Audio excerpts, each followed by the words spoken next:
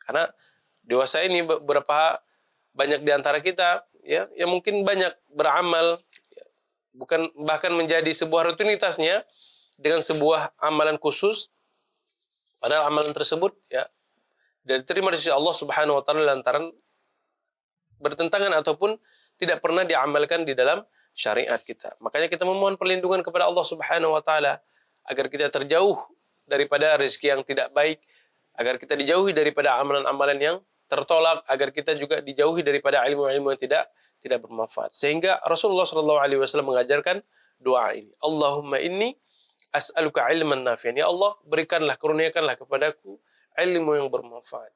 Bermanfaat pada diriku, duniaku, akhiratku, dan juga bermanfaat pada orang lain.